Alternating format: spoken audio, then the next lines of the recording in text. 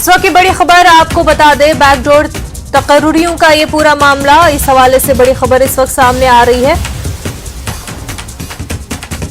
पिछले 13 बरसों में हुई तकर्रुरियों के खिलाफ कार्रवाई होगी। जम्मू कश्मीर हुकूमत सख्त कार्रवाई करने जा रही है। अहम खबर आपको बता रहे हैं, चीफ सेक्रेटरी अरुण कुमार मेहता ने तफसीलात तलब की है।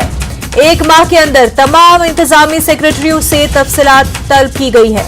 इंतजामी सेक्रेटरियों अफसरान पर भी कार्रवाई होगी। जिन्होंने बैकडोर तकर्रुरी के अहकामात जारी किए हैं, उन पर भी कार्रवाई होगी।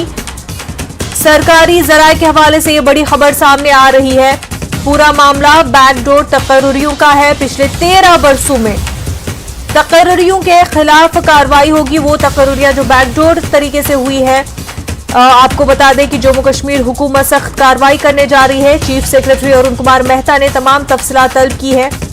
1 माह के अंदर अंदर तमाम इंतजामी सेक्रेटरियों से तफसीलात मांगी गई है। इंतजामी सेक्रेटरियों और अफसरान पर भी इस मामले में कार्रवाई होगी, जिन्होंने बैकडोर तकर्रुरी के अहकाम जारी किए होंगे।